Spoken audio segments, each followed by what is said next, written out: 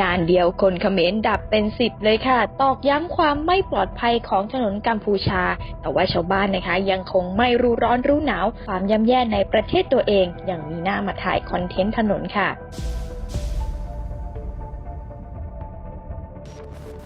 ที่ผ่านมาทุกคนคงจะเห็นกันเป็นอย่างดีนะคะว่าถนนหนทางในประเทศกัมพูชาเป็นยังไงเปรียบเทียบกับทางลูกรังในไทยเมื่อ 40-50 ปีก่อนแต่ณปัจจุบันนี้ค่ะถนนเขมรก็ยังคงอยู่สภาพเดิมเพิ่มเติมคือน้ำท่วมเละขยะเกลื่อนกลาดรถที่ขับผ่านไปมาก็ทำให้โคลนเนี่ยกระเด็นกระดอนผู้คนที่ยืนอยู่ข้างทางอีกด้วยค่ะซึ่งก็นับได้ว่าถนนแบบนี้อันตรายเป็นอย่างมากเพราะคนที่สัญจรไปมาสามารถประสบอุบัติเหตุเสียชีวิตได้เลยสังเกตจากการที่รถขนข้าวรถขนสินค้านะคะคว่ำเทกระจาดอยู่หลายครั้งซึ่งก็ไม่ผิดจากที่คาดการเอาไว้ค่ะเมื่อทางพนมเปญโพสต์สื่อของเขมรเนี่ยรายงานว่ามีผู้เสียชีวิตจากอุบัติเหตุทางถนนอย่างน้อย 25 รายในช่วง 6 วันแรกของเดือนพฤศจิกายนรวมถึงผู้เสียชีวิต 13 รายที่เกิดขึ้นในช่วง 3 วันของเทศกาลน้ำเมื่อวันศุกร์ที่ 7 พฤศจิกายนนายทนโซโคกรองโฆษกกระทรวงมหาดไทยรายงานว่าระหว่างวันที่ 1 ถึง 6 พฤศจิกายนซึ่งเป็นช่วงที่มีเทศกาลน้ำหลวง 3 วันอุบัติเหตุทางถนนทำให้มีผู้เสียชีวิต 25 รายขณะเดียวกันมีผู้ได้รับบาดเจ็บมากกว่า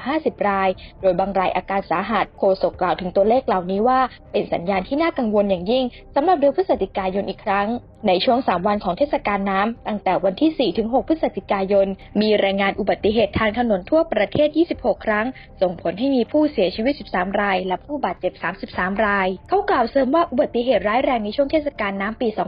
2568 เกิดขึ้นในกรุงพนมเปญและจังหวัดกันดารกำปงสปือกำปอดพระตะบองบันทายมีชัยกำปงธมเกาะกงเปรเวงสวายเรียงพระวิหารซึงแตงมณฑลคีรีและกระแจค่ะซึ่งคนกัมพูชาเองก็ไม่รู้ร้อนรู้หนาวเลยจริงๆว่าถนนประเทศตัวเองมันย่ำแย่แค่ไหนตอกย้ำความไม่ปลอดภัยจากจำนวนผู้เสียชีวิตที่เกิดขึ้นช่วงวันเดียวคนเสียชีวิตกว่า 10 รายนะคะความจริงฮุนเซนเนี่ยก็น่าจะแบ่งงบมาพัฒนาถนนก่อนที่จะพัฒนาสนามบินหรือว่าคมนาคมต่างๆก่อนเพราะทางไปนาของคนไทยตอนนี้เนี่ยเป็นคอนกรีตกันหมดแล้วนะคะและทางด้านคนกัมพูชาเองค่ะก็ไม่ได้รู้สึกทุกข์ร้อนกับสิ่งที่เป็นแต่มีความสุขที่มันเกิดขึ้นนะคะยังมีหน้าถ่ายคอนเทนต์เวลาเกิดอุบัติเหตุบนท้องถนนทางลูกรังอีกด้วยและนี่คือสภาพถนนในเมืองสเติงเต็งจังหวัดกำปงจามของเขมรที่คนเขมรสุดภูมิใจยังคงมีเสียงหัวเราะกับถนนดินโคลนที่การจราจรสุดวุ่นวายค่ะตามนี่มาลามาชมเอง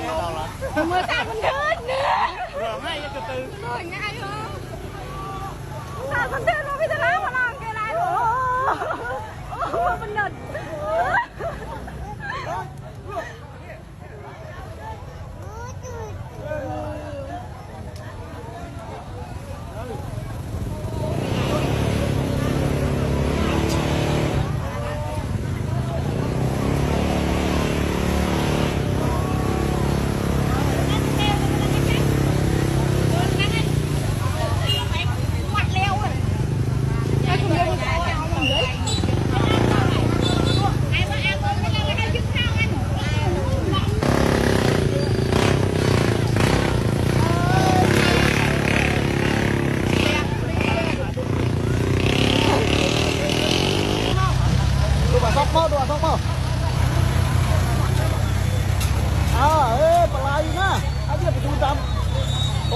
Biên tạm là tay đi đâu nè, tay đi đâu nè.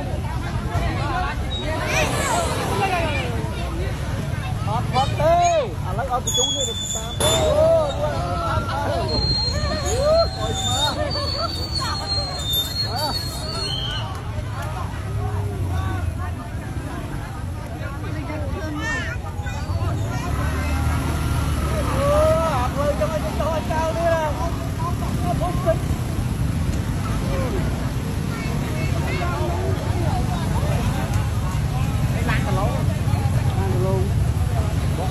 Ôi, chạm vào lại buông ăn được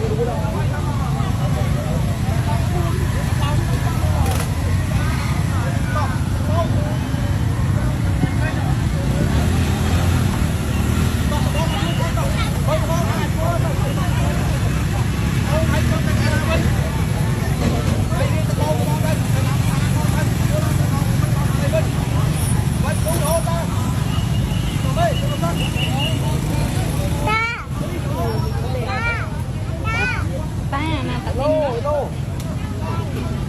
Lấy bát camera mới, bát mơ mà này, bát camera mới buông ô mới. Ô mù. Ba vừa bốc đi, chơi. Hả?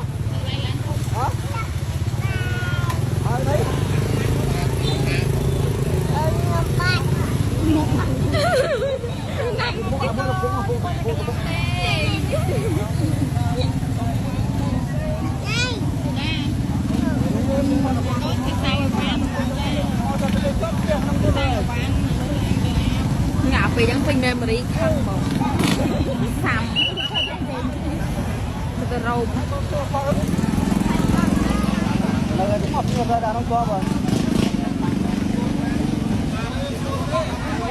้างขลุ่นไฟกันไอ้ไม่จะขลุ่นถ้าขลุ่นไฟตรงไฟ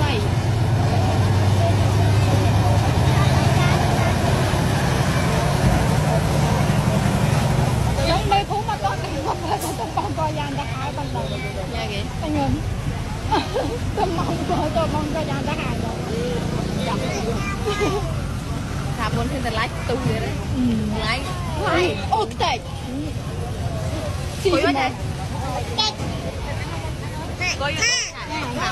นี่ยคุณลุงไก่đấyนวดตะเทือดออกมาไว้ที่หนอลูกกรุกจ๋า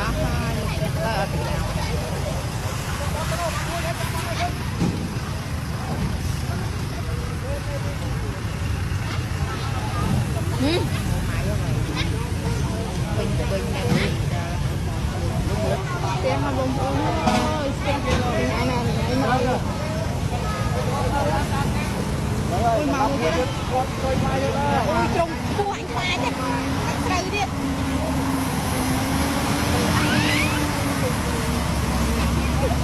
này con dài lục ấy ấy dần lái ở trên này lái thế thì đâu trời